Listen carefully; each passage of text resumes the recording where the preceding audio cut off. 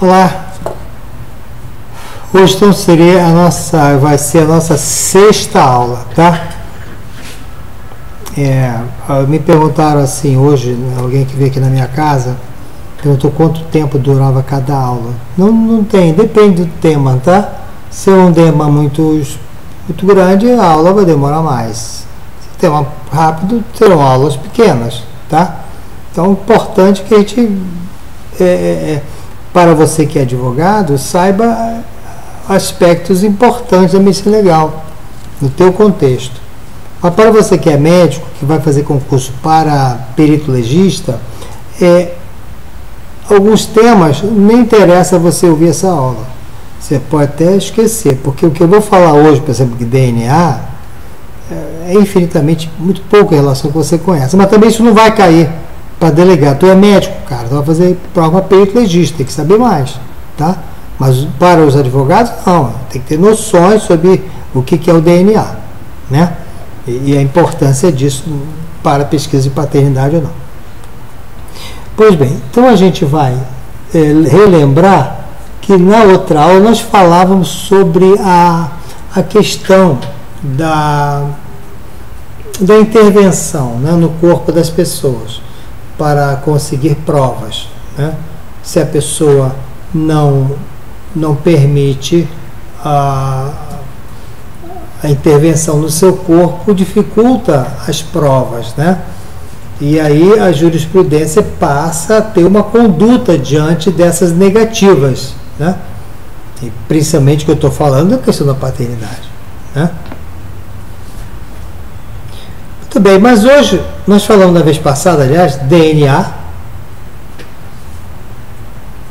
como forma da gente colher informações genéticas,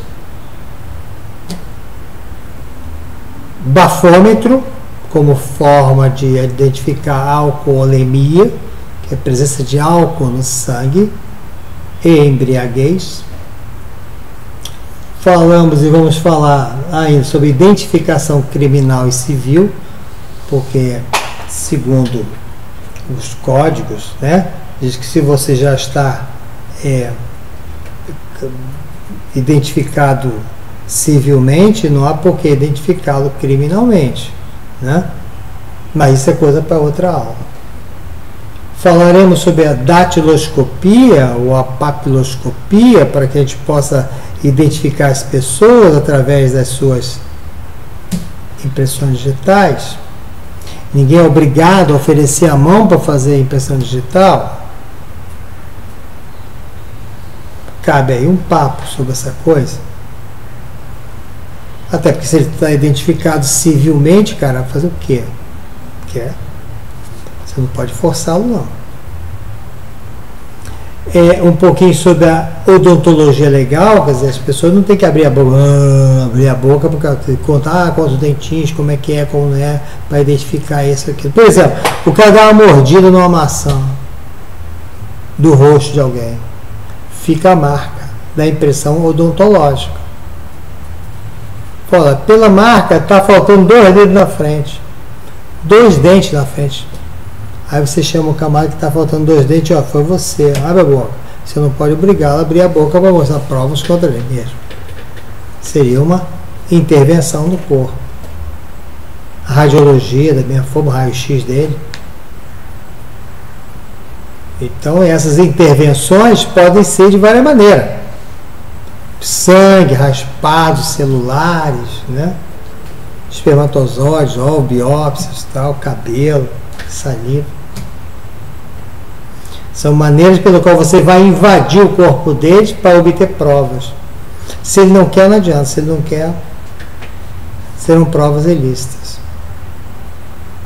Mas se ele se nega e com isso prejudica a dignidade da pessoa humana de outra pessoa, no caso um filho renegado, não vai fazer exame, tudo bem. Mas você vai ser considerado, junto com as outras circunstâncias todas, então você vai ser considerado pai. Não, mas eu não sou o pai. Bom, se você não é pai, você bota o sangue aí, prova, vê, vamos examinar. Ah, já não deixa, então tu é o pai. Sacou? É mais ou menos por aí que fica a jurisprudência. Isso você vai achar em julgados. Fácil de você que é advogado achar isso. Aliás, um tema simples, né? Existem vários julgados. Eu tenho um aqui que está separado até aqui, ó. Fala assim, ó. Processual civil é um agravo regimental. A recusa injustificada do réu em se submeter ao exame de DNA, aliada às demais provas e circunstâncias dos autos, inclusive de indicativo de esterilidade do pai, etc., leva à presunção de veracidade das alegações postas na petição inicial. Mesmo porque somente o próprio agravante poderia comprovar, submetendo-se ao exame a tese negativa da paternidade, não havendo o que modificar na decisão agravada, quer dizer, ele perdeu. Cara, se ele é pai, ele é o único que pode expurgar a paternidade dele, ou assumir a paternidade, ele é o cara. Ele é o único que pode esclarecer a justiça, afinal de contas ele é ou não o pai daquela criança. E se ele se nega a isso, cara, então, desculpa, você é o pai, até que se prove o contrário. É isso que está aqui nesse agravo regimental aqui. DNA vamos começar na minha técnica fantástica. Tá aqui, ó. DNA é ácido desoxirribonucleico. Anotou aí? Anota aí, cara. Não assiste aula sem caderno não, tá? Ácido desoxirribonucleico. O que é isso na verdade? Aqui nós teríamos um DNA, outro DNA, são cromossomas unidos por um centrômero,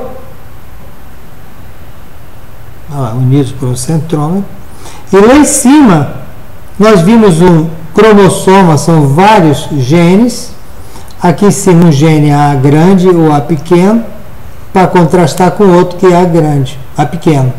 Se é pequeno com A grande, ele teria olhos castanhos, por exemplo. Se é grande com A grande, seria olhos castanhos também. Mas se for A pequeno com A pequeno, não teriam olhos castanhos. Então veja que no jogo genético vai determinar cada gene desse alguma característica em você. Tem um gene que fala do seu nariz grande, torto. Tem outro gene que fala dos seus olhos azuis, como o meu, por exemplo, os olhos azuis. Tem outros que falam sobre, sei lá, queixo para frente, queixo para dentro. Outros falam do orelhudo, menos orelhudo, pessoas gordas, obesas ou não, magrelas, cabelos louros ou castanhos, caracolados ou não. Fala da sua dentição ou não. Fala de tudo, cara.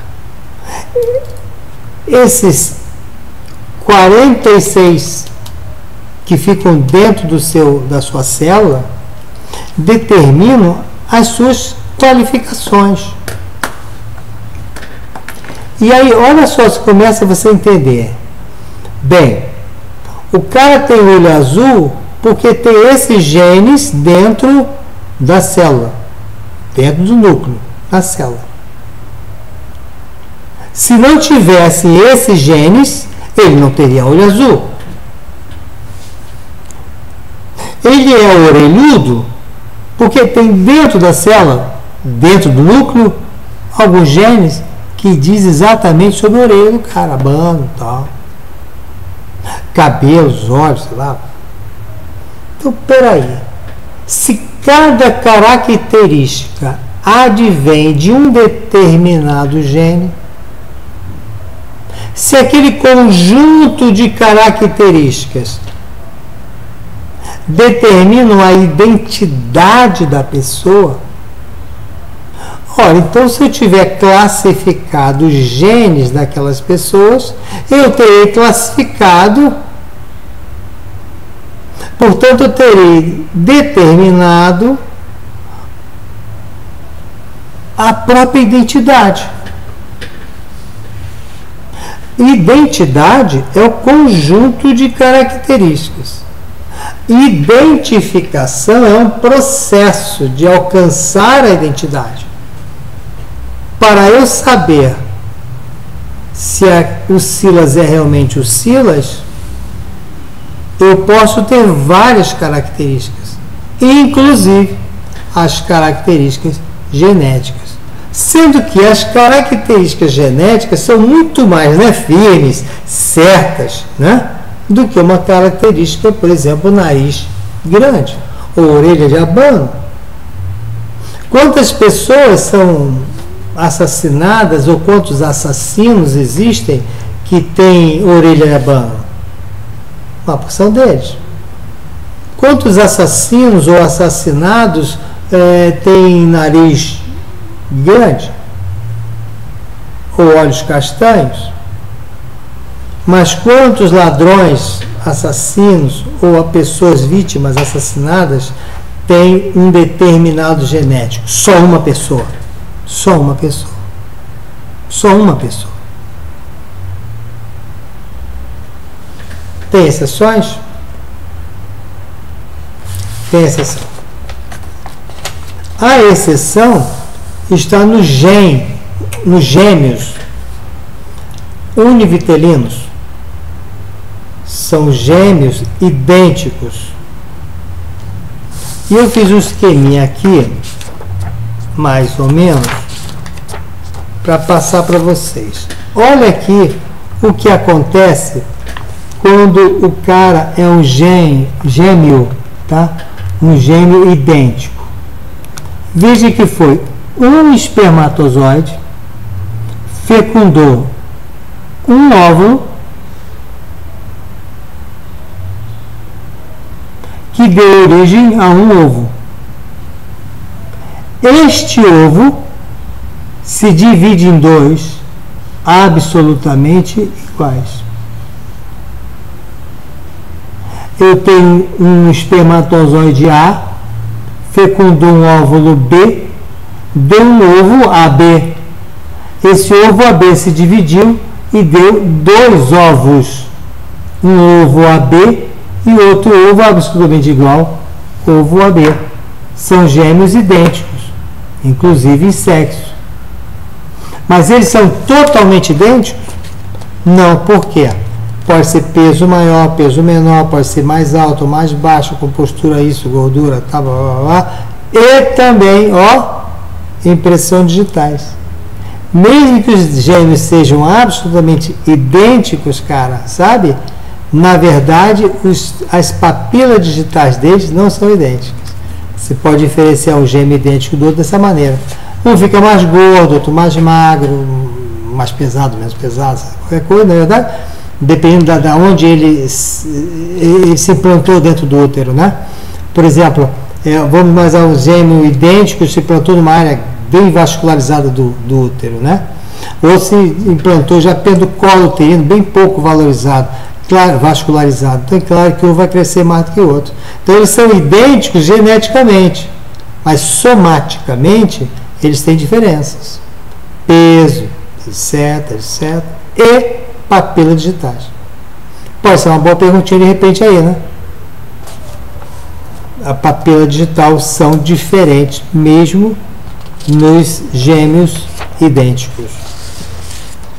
Porque os gêmeos que não são idênticos, isso corresponde a 2/3 da gemelaridade, esses gêmeos que não são idênticos são diferentes. Eles não são um espermatozoide e um óvulo que se divide. São um espermatozoide fecunda um óvulo, nasce um. Naquele mesmo ciclo menstrual, a mulher ovulou 2 óvulos. E com isso, o outro espermatozoide do camarada fecundou o outro, nascendo outro. Olha lá, um diferente do outro. Porque vieram de 2 espermatozoides de 2 óvulos diferentes. Nesse não idêntico é mole, né? Claro que são totalmente diferentes, em todos os sentidos.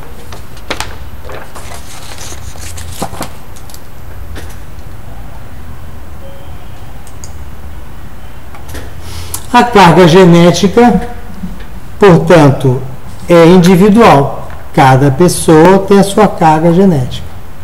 Ficam dentro do núcleo das células, já falamos, né?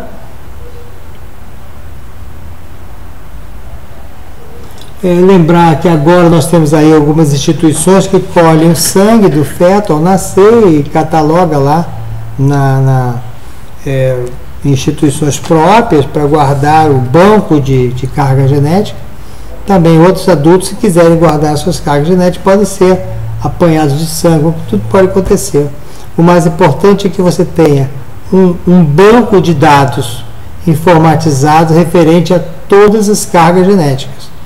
Então, quando há uma ação de paternidade, né, basta colher o sangue ou a carga genética do réu, né, colhe a carga genética do filho, vai-se aos bancos de informações genéticas e você batendo, confrontando as suas cargas genéticas, eu diria, olha, esse sujeitinho não é filho desse sujeito. Ou eu poderia dizer, olha, esse sujeitinho é filho desse sujeito. Ele é filho daquela mãe. Aquela mãe é mãe desse sujeito. Aquela mãe não é a mãe daquele outro sujeito. Também pelo exame genético, eu posso ver um espirro de sangue na parede, colher aquele sangue, pegar os leucócitos, examinar e é o padrão 1, 2, 3, sei lá. Aí vai lá no banco de informações, padrão 1, 2, 3, e é do Manuel Joaquim. Aí procura o Manuel Joaquim. Ô Manuel Joaquim, o que tu fez lá naquele muro lá? Eu nunca estive por perto. Eu nunca fui ao Meyer. Mas teu sangue está lá no muro, cara. Pelo padrão genético só existe você. Então você esteve no Meyer, você está mentindo. Então veja como é importante essa análise genética, tá? Porque afasta a paternidade, mas é verdade, o descobre criminosa, etc. Mas na verdade você não é obrigado a oferecer provas contra si mesmo. Aí cai naquela história, né? Cai naquela história. Você está negando, então nesse caso, presume-se que você é o pai ou não é o pai na pesquisa. Bem, quanto à parte genética, para vocês, não vejo necessidade de nenhum tipo de avanço, tá? Porque ninguém vai fazer uma prova de genética, né? Mas de repente, quem comprou o livro do Genivaldo, né? Ou o próprio Cabucho, né, que eu te falei no início do curso, quem quiser vai lá, aula número 1, tá? Os trabalhos do Roberto Blanco também, é o suficiente de dar uma lidazinha mais complementar, mas nada muito mais do que isso. Na próxima aula nós vamos falar sobre a questão do alcoolemia, da embriaguez, a gente dá uma pincelada no processo penal, na questão da embriaguez, vários tipos de embriaguez, classifica, vai ser uma legal. Essa de genética fica mais por aqui, que eu não posso aprofundar muito mais do que isso, até porque não teria sentido, tá?